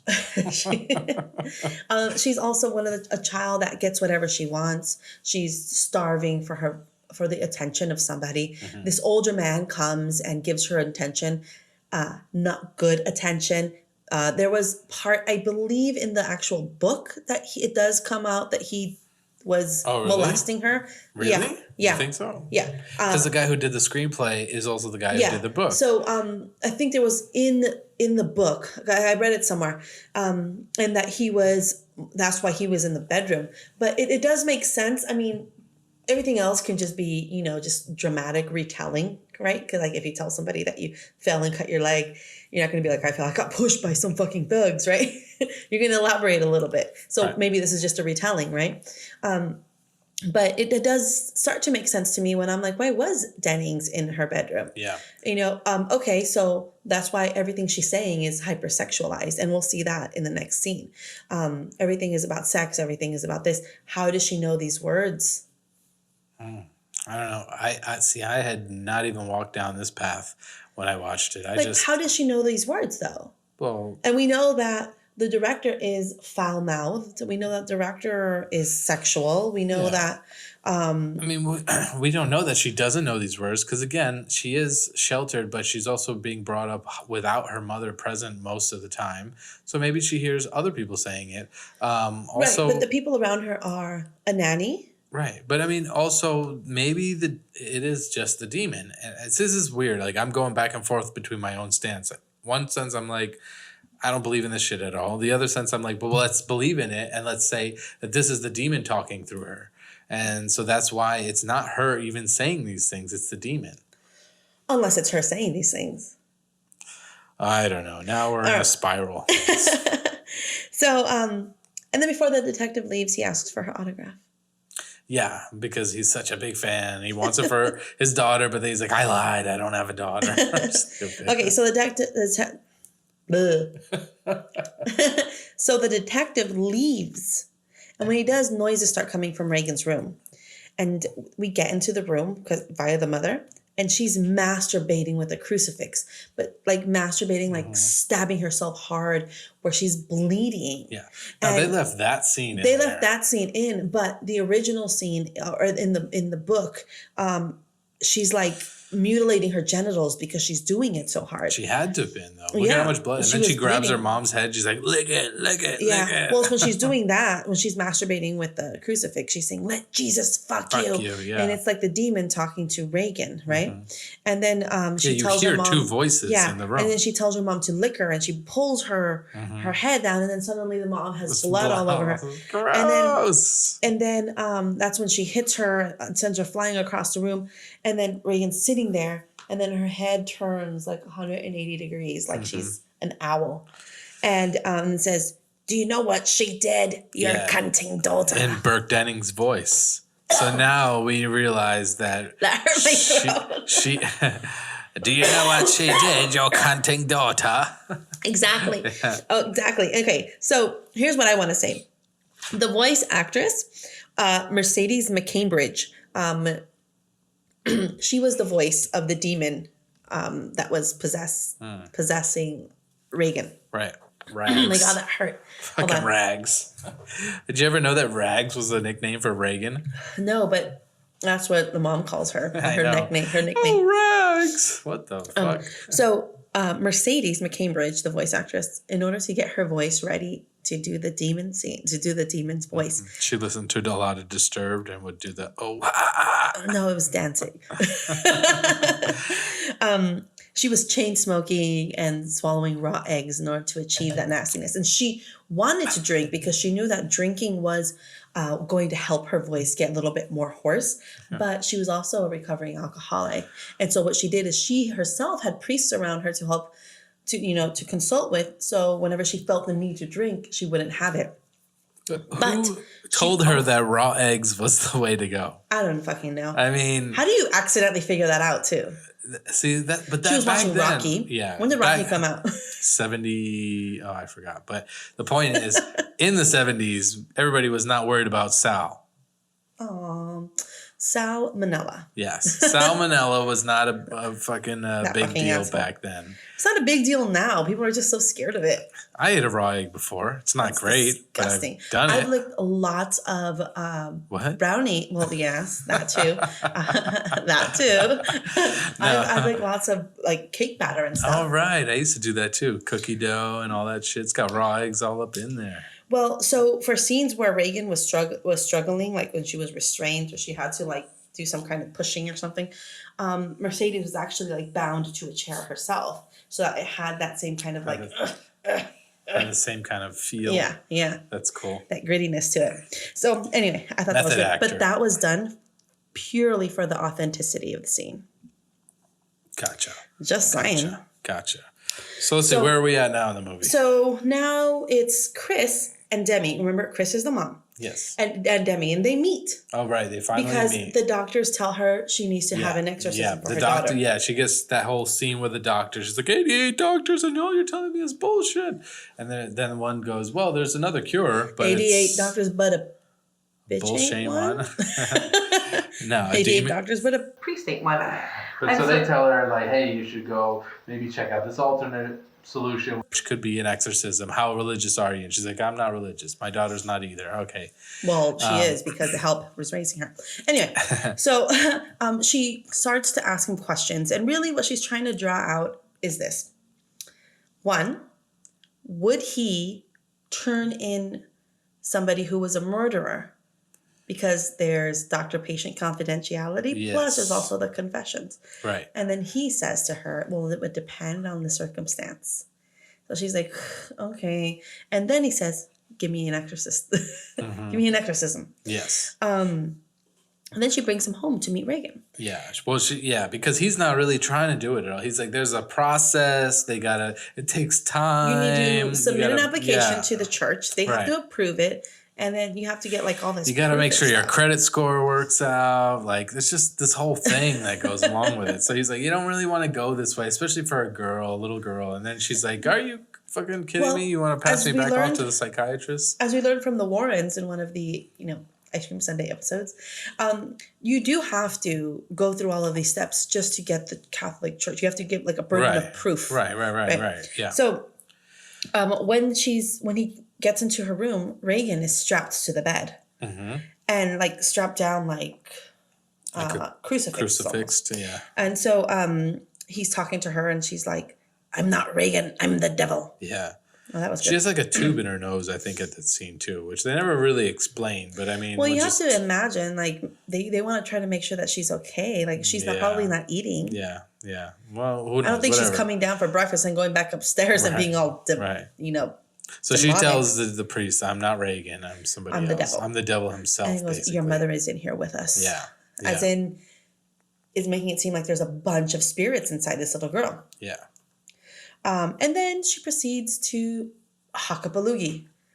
A pea soup. Pea soup, yeah. Loogie. Green Like, fucking right in the face. vomit right in the face. Yeah. Gross. It was supposed to initially hit him on his chest, but the projectile vomit machine like had a glitch and it hit him right in the face. So that was purely authentic gross out. He's like, what the fuck? Like, That's always when they come in get the my eye. best reactions too. Like squirt. Oh. And Regan says, what an excellent day for an exorcism. Yeah. Yeah. Because the exorcism was going to ultimately bring them together, bring them closer together. Right. Yeah, we'll find that out later.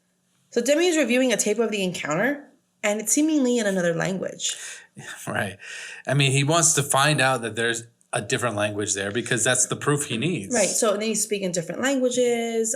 Needs to be, he didn't give us a whole list because he also has to go look it up. Yeah. But the language is one of them. Right. And so we find out that it's just backwards English. Backwards English. But that is also something because once he plays the tapes backwards, you start to hear that so this is where you realize there's a connection between the demon and Father Marin from the beginning. Because when he plays it backwards, it says Marin's name over and over again. And like, come in me or something. Come in me. Something like that. Well, elaborate on that, please. I don't know. It was something like... so then he can't go gibberish. into it further because then he gets called back to the house. Mm-hmm. And it's right around the corner, so it's no Right. big deal. But it goes into the house, and Chris is asleep, and it's the nanny who's Right. like, I didn't want to show Chris this. Yeah. And she goes and she takes up her shirt, Mm-hmm. Regan's shirt, yeah. and it says, help me, from the inside out. It's like if somebody's like, help me, right? See, now that's pretty insane. Now, if I saw that happen in front of my own eyes, then I would probably be more of a believer. But unfortunately, I haven't seen something like that happen in front of my eyes, and therefore I don't believe. And therefore I've repressed and suppressed or whatever the entity that could be, and I move on living life without that worry. You know what I used to do as a kid? Okay, so I have this scar here that you can't really see right now because I've grown up, but it's a scar that looks like I tried to slit my wrist. Like this one right here? No, but it looks like I used to. Oh, it's right here. Yeah, see that? Kind of, sort of. It looks like, but before I grew up, it looked like I tried to slit my wrist. Gotcha. And I used to hate it when people used to think that I was, cutting or something. I got a cut mark right here too. You see that one? Mm-hmm. That one was from a work accident. Go ahead.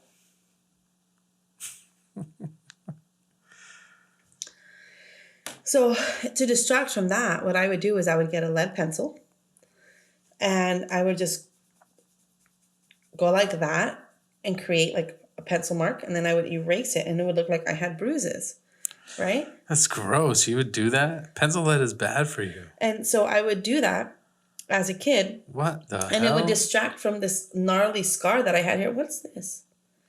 This gnarly scar that I had here.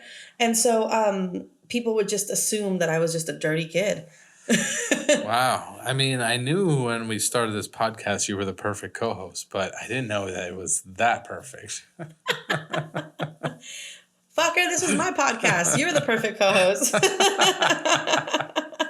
I started this gangster shit. Is this the motherfucking thanks I get? Yeah. All right. So anyway, so what I'm saying is one could make your body do anything. Sure. Absolutely. Right. Sure. So again, we're flipping roles because I'm supposed to be the skeptic, and over here you're more of the believer, but yet I'm not a believer in the Catholic Church teaching. I know one verse of the Bible. In the beginning, God created the heavens and the earth, and it was good. That's all I got. Okay, great. I'm not a religious scholar of any sorts. I actually don't spend a lot of time thinking about that shit at all anymore. So I tend to live in the here and the now, and if shit is really real, then so be it. Let it happen. Like, here's the thing. If God exists, and I'm not saying I believe he does or doesn't. I'm saying if God exists, I believe that if he does exist, he is this huge power, this higher source, right? Who doesn't give a shit how we're worshiping him? He doesn't give a shit if I'm over here either praying 5 times a day or if I just pray in the morning. He doesn't give a shit if I go to church or if I just have an altar in my bedroom, which I do. Yeah. He doesn't give a shit if you're wearing these or you're wearing a crucifix, because he is above all of that. All he cares about is you living a good life. And Hopefully. If you're living your life not maliciously, and I'm living my life not maliciously, why would God then say, yeah, but you didn't ever come to church? I don't know. I think that he or she, higher sacred self, higher source, whatever the hell, is so powerful. They don't give a shit if we go to church or not. It's about how you live your life. It's, are you a good person or are you a shit person? Sure, absolutely. Right? So that's what I believe. Anyway, Demi takes the case to the Catholic Church, and that's when they bring in Father Marin. Right. He presents some evidence. They're like, okay, and so you're going to do this. They're like, well, okay, we can fucks with you. Yeah, yeah. And they're like, we'll let you be the psychiatrist, but we're going to bring in somebody else who's had a little bit more experience. Somebody who's been in Africa and, you know, who's done some things. He performed an exorcism in Africa, in South Africa, previously. Father Marin. Yes. The old geezer from the beginning of the movie. The beginning of the movie. The archaeologist. Now, again, this is where it ties in because that Pazuzu thing you're talking about. Pazuki. Whatever it was. No, Pazuzu. It seems like he's trying to get Marin back because he has unfinished business with him. Maybe he does. Because that's why he's screaming his name in the tape. And then they just so happen to suggest him being the guy. And Father Marin, when he gets that telegram from the altar boy, if you notice, his reaction is more like, and doesn't give it any thought whatsoever. He just continues walking forward because as if it's like, he's like, it is time. It's time. I've got to do it. I got to do it. Right. And when he does get there, he's also like, why do I need to hear the background? I already know this fucking shit. Me and this fool have been through it, before. But that's the scene. That's this scene. Right. The opening scene when he gets there, yeah. Because he comes into the movie by a taxi and gets dropped off, and he gets in front of the house, and it's that song. Is it that though? I don't know if it's. I think he just did Mission Impossible. I don't know if they play the theme song there. Which again, listening back now, I'm a little. I got like blue balls from not hearing that. Yes. I only heard it once, I think. I thought I heard it. I thought we were going to hear it like 5 times, or more, like Michael Myers' theme. But unfortunately, they teased us with it. I wanted more of the actual theme song. Yeah, because it's a really good theme song. It's cool. It's creepy. It's eerie and whatever, Right. So he shows up. Introductions are done. And he gets coffee with some brandy in it. He takes his heart pills. And the exorcism begins. Yep. And like you mentioned, he will not take any of the backstory because he, in his faith, realizes it doesn't matter what happened in the past. I need to get this fucker out, this girl. Yeah. He told the Father Karras, is that his name again? David, yeah. Go get my little kit. Go get a kit, some holy water, a purple thing, and a thing. Yeah, meet me back here in 20, and we're gonna do this. Yeah. And here are the rules of the exorcism. Right. Don't listen to him. Don't believe in the lies. He's a liar. Yep. And that's the end of the rules. But he also says that he'll do so many lies that he'll mix it in with the truth. So you got to just not listen to him at all. Yeah. So when they begin with Padre Nuestro, but in English. Padre Nuestro, what's that? Padre Nuestro. No, Our Father. Our Father, art in heaven. Yeah, what is that called in English? I don't know. I never grew up with that shit. Padre nuestro que estás en el cielo, santificado sea tu nombre. Et file et something. Sanguis, bibi moose. That was. It means we drink blood.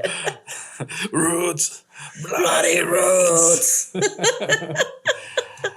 It's funny how you think that's my song now. It totally is. What is it? What is that called? Our Father? Art in heaven. What is that called? Because in Spanish it's called Padre Nuestro. Whatever the prayer is, they have an opening prayer. It's not the Hail Mary, I know that. Hail Mary, full of grace. I know that one in English, not in Spanish. I never learned any of those, so. Right. Don't quote me, bitch. I ain't said shit. You just call me a bitch? No, fuck you. All right. Okay, so as they're beginning, it's a very somber moment and it's quiet and they're doing the Padre Nuestro, but in English, so whatever that is. And the bed starts to rattle. Yeah. Starts doing the Shakira. And their hips don't lie. And then rattles and then levitates. The entire bed is doing one of these. See, I want to see that. I want to see that with my own eyes. Let me see that. Well, it's called the magic fingers, and you put a quarter in it. And then as she's sitting there because she's tied up to the bed and kind of like a sit up motion, she like her head spins like 360 degrees. I have an issue with this scene because wouldn't that break her neck? Yeah, absolutely. Break your neck. Absolutely. She would have cracked her neck and killed the person inside. Therefore, the soul and the body would die. And tell me how that works. Tell me. It was an optical illusion. Beelzebub, explain that shit to me, please. Exactly. He didn't come. Moving on. I'm scared. Moving right what was along. Let's keep it She rolling. then breaks her restraints and then levitates off of the bed. So she's completely up. And this is where the famous power of Christ compels you scene comes in. They say that the power 14 times. 14? I thought it was more than that. It was like 35. I tell that to my kids all the time. The and I'm power like, of Christ compels you. slow your roll. The power of Christ compels you. I was thinking, like, how many times did they say that shit? 14. It wasn't until she reached the tippy top and then she started to float down that were like, it's working. Keep saying it. Keep saying it. But on the rise, they're like, it's not working. How many times are we going to say this? How many times? And it's like, okay, it's working. It's working. It's working. Keep saying it. Keep saying it. The power of Christ compelled her. Oh, shit. But that's when she gets back down. That's when Demi starts tying her back up. Yeah.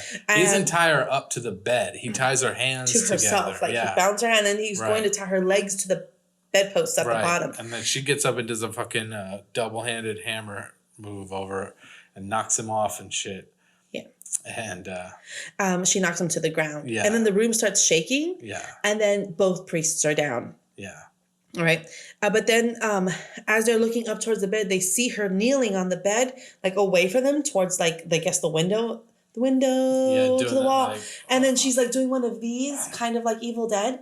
And then it's like this light coming towards her. So you just see her silhouette like this. And it's funny that she's like this because in front of her is Pazuzu. Yep. Right? And he is that statue. And he like, always has one hand up and one hand down, just like she is. He's also got a raging heart-on going on there, too. It's like a baby holding an apple. Who says that? What joke is that from? I don't know. I do not know. And so, in statue form, right? And then she kind of... Yeah. Right? And then they take a break after They're like, yeah. Like, we'll be right back. Halftime show. And so they go and talk it out a little bit. And that's where Father Marin starts telling Father Karras, like take a break here. I'm gonna chill for a minute or whatever. But then he goes back inside. No, he goes into the bathroom. Oh right, he goes to the bathroom to take his pills. Because he's fucking dying. He's old as shit, and he has a heart issue. They need to take a break because they've been fighting this fucking demon for a while, and nothing seems to really be working. But it's been showing a little bit of some progress with the whole power of Christ compels you. I think it just levitated. Okay. All right. So, Marin goes into the restroom to take his pills. And Damien, Father Demi, goes back into the room alone. And when he walks into the room, it's his mother. The room is white. His mother's sitting on the bed. Yeah, that was a weird, freaky kind of scene. I like that one. His mom was there. She's like looking at him. And then he kind of looks away and looks back again. And it's Regan again, shivering on the bed. Mm-hmm. Right. So he goes and he covers her up because after all, it's still a little girl in this refrigerated bedroom. Yeah. And she's trying to trick him and saying, why you do this to me, Demi? And then you're not my mother. Yeah. Right? Yep. She's speaking. It's I was wondering if like while Regan was voicing the words, if she was saying it with an accent or if she was just saying it like a normal 12-year-old white girl. Like, oh, why you do this to me, Demi? Yeah, right. Like, oh my God. We were playing GTA and the girl, what did she goes? Like, how could anyone ever not live on the beach? Yeah, they did a good job on that game. All right, so she's trying to trick him, and he's like fighting with her like verbally, and that's when Father Marin comes back in and he dismisses Demi. He's like, "Get the fuck out here, bitch!" Yeah. But in God words. Yeah. And gets him out of the room, and Marin alone goes in to finish the job. Yeah. Meanwhile, the detective returns. Right, yeah. He rings the doorbell, which again sounds like a crazy fucking telephone ring. And the mom's like opening the door. She does one of those things where she puts the the lock on the door first so she can open it to see. Yeah, which is like smart, but you should fucking have that shit at all times. Yeah, right. Exactly. Like I have an issue living in a place without bars on my window because I grew up in South Central. Like you always have to have bars on your window. Oh yeah, I never noticed that until just now. But you don't have bars on your windows. Shut up. Okay.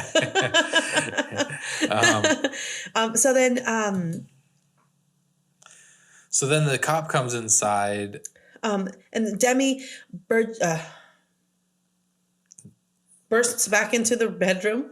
Right. Yeah. So all this happens very quickly right now. And then so Marin is dead. Marin's dead. And he tries to revive him, but he can't. No. And Regan giggles. And this Regan is out of restraints. But restraints this as well. is the most authentic part of the movie for me. Okay. Because he's dead on the floor, right? And Regan is huddled up against one of the posts of the bed, but she has this like concerned look on her face, like, oh fuck, what just happened? And for me, it was like, oh, that's a very real moment. It's a look of concern.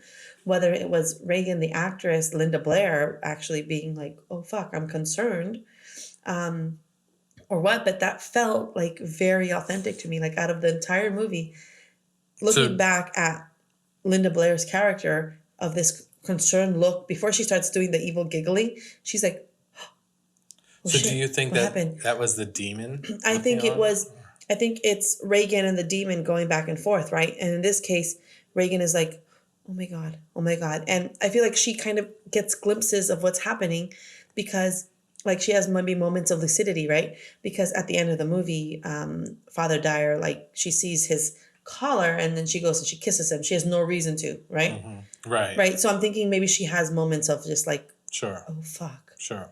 Oh fuck, what just happened, right?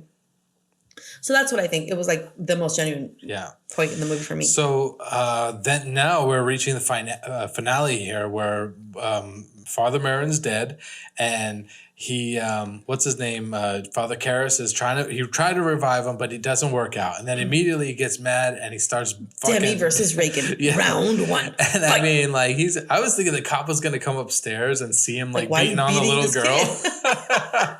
He's like, you bastard, bro. He's beating on her. He's like, get into me or whatever. Oh. And then and then you can see the demon is like shifting from one entity to the other, and so the Demi's holding down Regan, and shaking her down, and then he's like, "Come into me, me," and then we see he looks up to the window, to the window, and there's that like that flash of the face, right? Mm-hmm, right. And then next thing you know, you see him, and you see like his face becoming the thing, right? Yeah, mm-hmm. and then so then he's possessed. And then he's going to go attack Regan, who's now the girl again. Right. And instead, he like fights it off. And he goes, no. And then jumps through the window. Goes all the way down the stairs where Dennings died. Yeah. Yeah.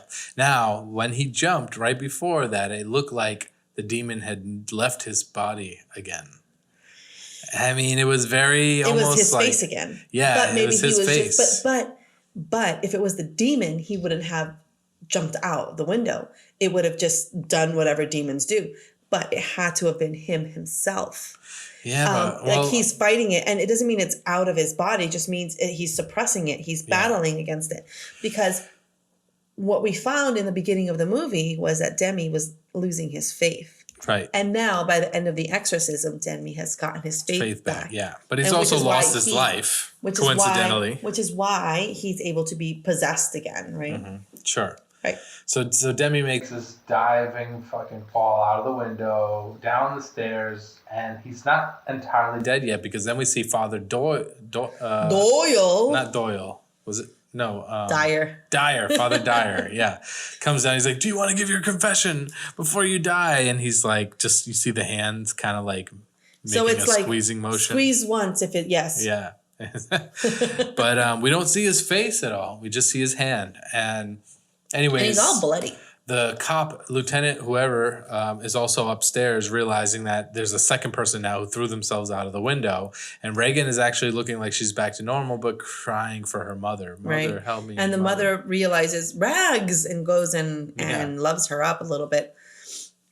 Afterwards, some time has passed. Regan's wounds because this whole time her face is taking a beating, like chapped lips, like just. Well, one of the things that, again, like being the skeptic, but then kind of like, I guess, being on the side of like the non-skeptic, I would say that in a lot of ways, though, when the demon leaves you, those scars, they tend to heal quicker than what your regular body would heal off of normal scars. So in other words, like a lot of those were caused by the demon entity being in her, and as soon as it leaves, her body starts to heal almost A lot of immediately. that was caused by the extreme temperatures inside the bedroom that was very cold because nobody ever closed the fucking window in the movie. I know. All of that healed quicker because she was then in a warmer environment. She was being cared for properly as opposed to being tied to a bed.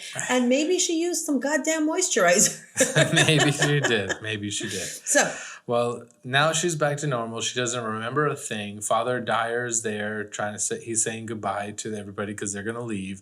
And I find it funny at the very end when the mom is, Chris McNeil is asking the, caretaker lady, the nanny, are you sure you don't want to come with us? She's like, nah, bitch. It's like, no, I love you, but no, thank you. Anyway, here's the dead priest's necklace. Right. And I think that the necklace has something to do with the passing along of the demon spirit. I think the necklace was ripped off and then the demon was able to get into his body. Yeah. Well, the necklace itself has some significance because they definitely show it falling and hitting the ground at a particular moment where it seems like it just has... You mean during the dream that he had before his mother died? But later on. I saw it as this is a symbol of his faith. And in that dream, before his mom had died, his faith was falling. And then when it was removed, it was because while he had the faith, he didn't have that protection anymore. So that's how the demon was able to go inside him. But the Father Dyer also, he took it in his hand and he looked at it and he was like, so they're moving out. They're moving out. And Father Dyer comes in and he's like, how is she doing? Apparently Regan wasn't remembering anything. And then that's when, they're like, okay, we're leaving. We're out this bitch, right? Right. They lock up and they're driving away. Father Dyer gets called to the car and then they give the necklace to him. He goes, nah, you keep it, whatever, right? And they drive away. Father Dyer then goes back towards the stairs where everybody was dying, right? Dennings and now Demi, and then walks back to the front of the house. He's like, I'm not taking those stairs because, they're steep as fuck. Yeah. That was supposedly the ending of the original movie before the extra footage was added in. Right. The extra footage scene that was added in was this...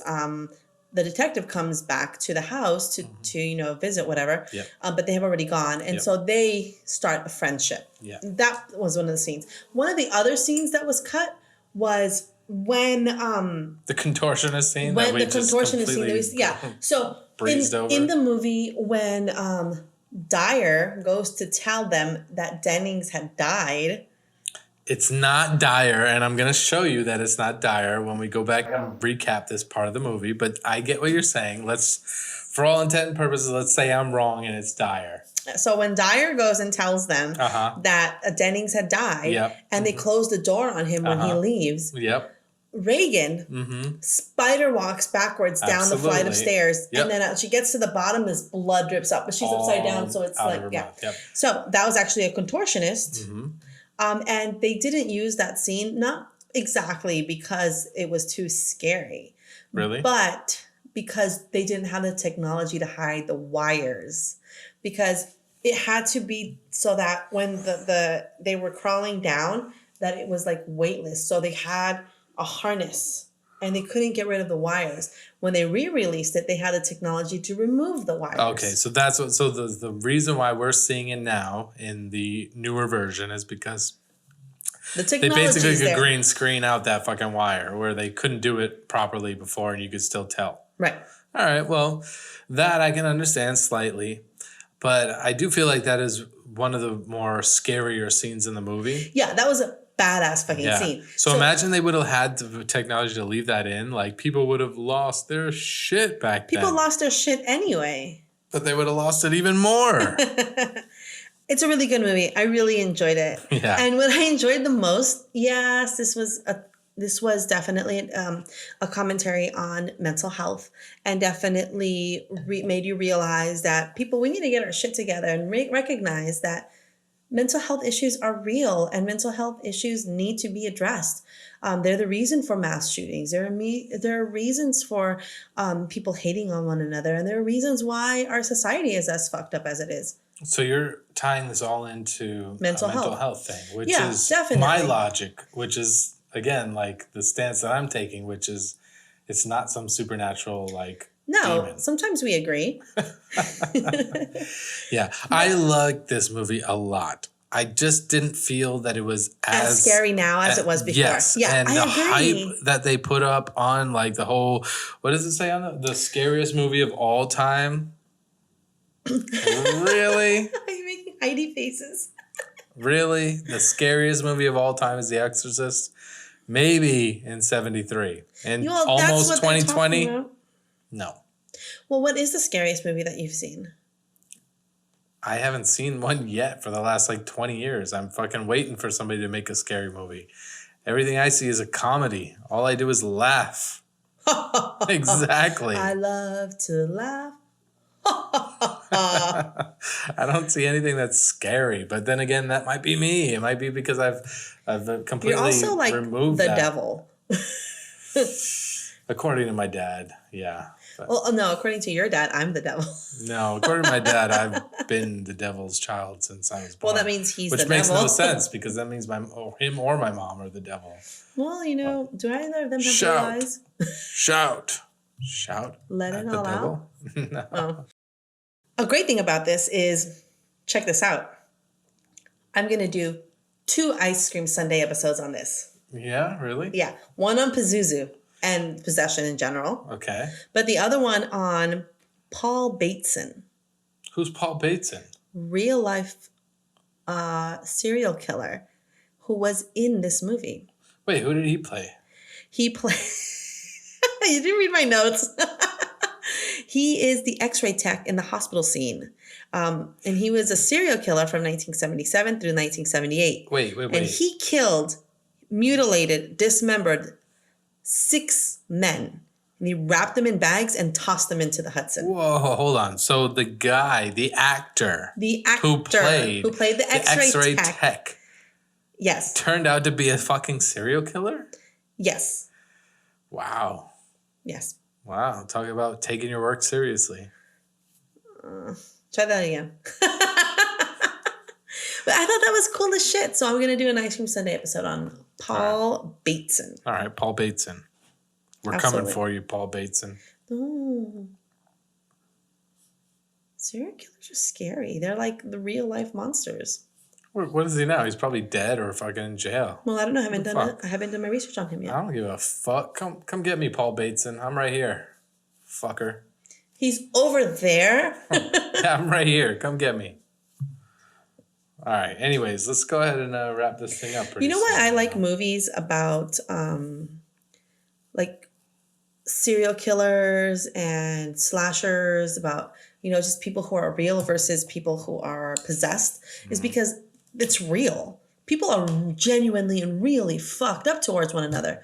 So it's very easy to be like, oh shit, that's happening, as opposed to there's a vampire, there's, Walking Dead, right? It's definitely like people fucking suck. Sure. It's more realistic. I get what you're saying. Yeah. Yeah. There's that demented part of the mind, and then there's the imaginative part, which comes up with movie monsters and the boogeyman, which can actually still be very real and scary to people who believe in that shit. Absolutely. Yeah. Yeah, absolutely. I like The Exorcist. It was a good movie. I wasn't as scared this time around, but I definitely enjoyed watching it again. I did laugh a lot, and I tend to laugh a lot while watching most of the horror movies that we watch. But hey, that's just me. And maybe some of you out there feel like me, and maybe some of you don't. But, that's what this is all about. It's just interpretation and, what it means to you.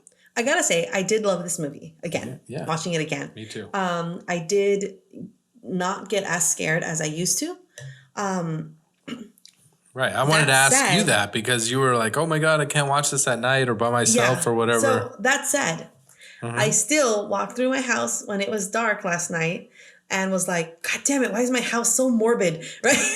Because I have, this over here, like things that are scary, right? But I'm like, God damn it, why is my house so fucking morbid right now? Yeah. I do remember by accident, like shutting a light off while we were watching the movie, and you were like, "Hey, you don't got to turn all the lights off." Stop and being so fucking rude, selfish. I was like, "What?" Yeah, I called you selfish. I was like, it's not that scary. Like, Stop turning the lights off. I want to turn the lights selfish. off so I can feel a little bit of scariness, but I guess You don't get scared. No, I don't. All right. It takes a lot to scare me. That's it for today. Yeah, this is it for this episode. And this decade. And for this decade, exactly. Now, Thanks for stopping by. please rate and subscribe and help support us and be as awesome as you can be for You're so fucking queer. I don't know. I mean, it's 2020. We're looking forward to a new year. Everybody's going to make Have their an resolutions, amazing right? Fucking year. Go lose weight, make more money. Or and don't. Don't. Look. just have fun. Fuck everything else. Absolutely. Let's just enjoy the new year. How about that? Absolutely. Yeah. Yeah. So check us out on our Instagram page, which is I_scream_parlor. Visit our website, icecreampodcast.com. You can also email us at icecreamparlor.podcast@gmail.com. Also, check out our Patreon page. The link is on the site and it's going to be on the show notes.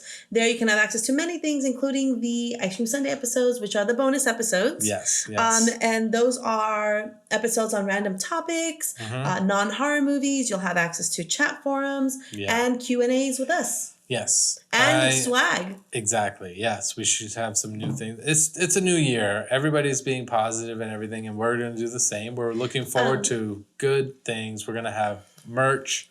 We're going to have more episodes, more content. Anything else? What do you want to add? Make this decade a great one. Be close to your loved ones and do everything that makes you happy. Yes, exactly. That's a good way to end it.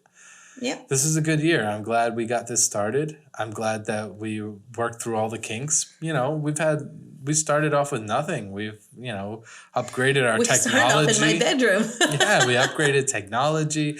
I understand, we we've have had a a little goal on our Patreon page that if we get 500 patrons, we get to upgrade our cameras.